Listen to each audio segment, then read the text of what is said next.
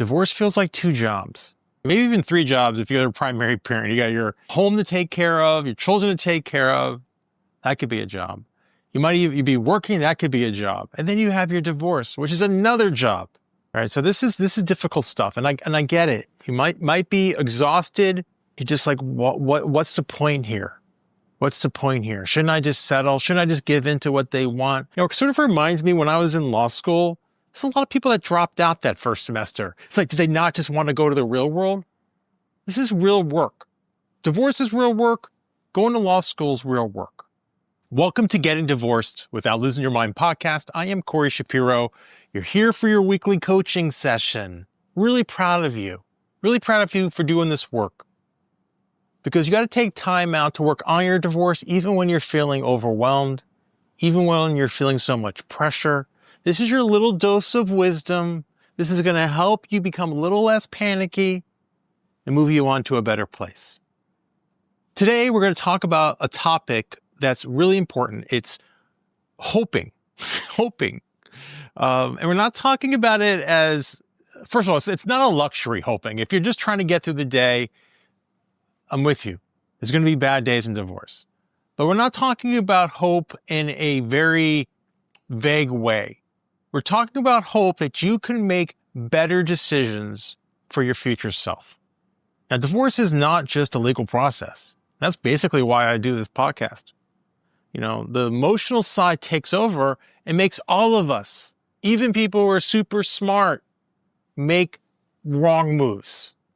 So let's just take a moment right now and acknowledge this overwhelm, this pressure, this place you're in, which is filled with pain and dark thoughts. Let's just take a moment. Take that deep breath. Give yourself some space. Okay, we're getting ourselves in the right space. Because if you've been in this even a little bit, you realize, especially in the beginning, divorce feels like 2 jobs. You got your, maybe even 3 jobs if you're a primary parent. You got your home to take care of, your children to take care of. That could be a job. You might even be working. That could be a job. And then you have your divorce, which is another job. All right. So this is difficult stuff. And I get it. You might be exhausted. You're just like, what's the point here?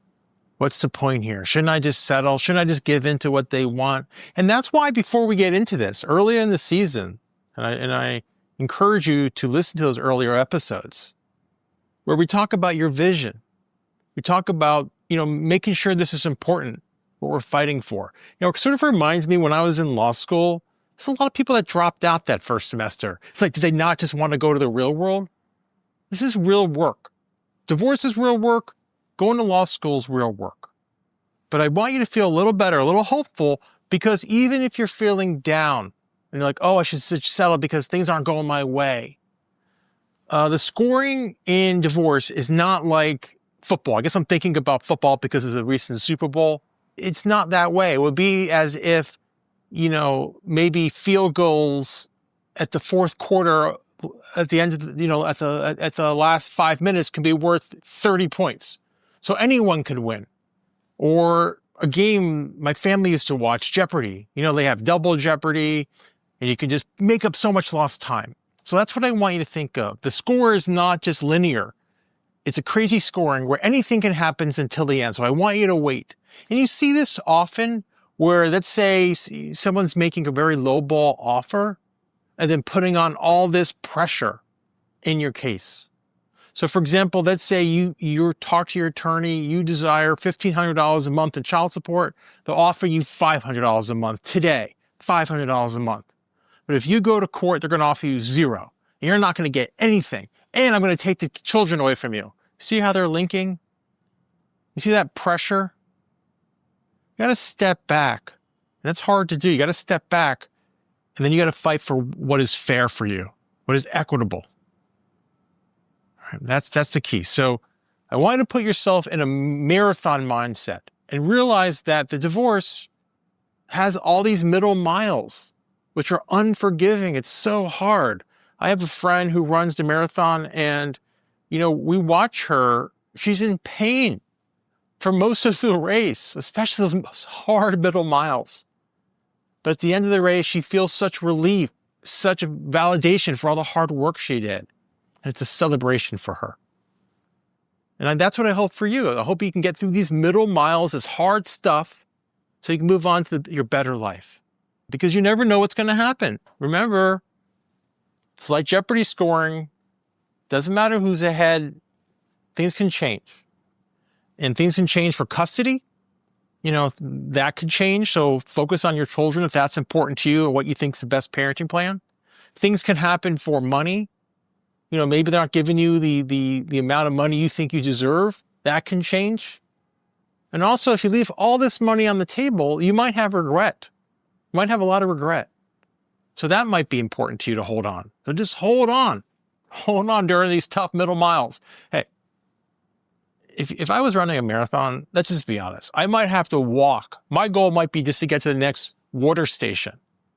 It's not about even finishing the race at that moment. And I just want you to think of that. The next mile, if you've been jogging along and you're feeling tired, let's just walk for the next mile. And then we'll regroup and rethink about it. The reset question today goes like this. Imagine your future self, the you who is finally on the other side of this divorce. What would they want you to do today? What would they tell you matters? And what would they say is just noise? Let's reflect on that. I've been changing my workup schedule. I've been doing 10 years of yoga, but my teacher moved out to California and I sort of gotten up a little earlier and now I start working out around 5. And so I'm sort of on my own. And I found this app called the Ladder app. And I've been doing a mixture of strength and Pilates. And in that app, we do these planks and we got to hold them sometimes for a minute or 2 minutes. And she always says, have your future self beside you. Have your future self right there cheering you on. And that's what the reflection question is supposed to do. It's supposed to cheer you on. What does your future self want from you right now when it's so hard, holding that plank or doing those middle miles in the marathon? It's okay to slow down in your divorce. It's okay to slow down. It's okay to regroup. That's why I always say to my clients, divorce is like waves. Sometimes it's really hard. And then there's going to be times when we regroup. Just don't stop. That's the key. Don't stop. Keep on going. And I know you can do it. You can do it. So many people who have felt the way you have felt, who felt overwhelmed, who felt pressured, have done it. So just take that pause, acknowledge the pain, and think where you really want to go. I'm Corey Shapiro. This is Getting Divorced Without Losing Your Mind podcast. I'm here to help you become more creative and less reactive in your divorce. Thank you for tuning in to the Getting Divorced Without Losing Your Mind podcast. We would love to hear your feedback. Send Corey an email to feedback@gettingdivorced.org. And if you've read his book, please consider leaving an Amazon review. This podcast offers general information only. It cannot replace legal advice. If you need tailored advice, contact an attorney licensed to practice in your area.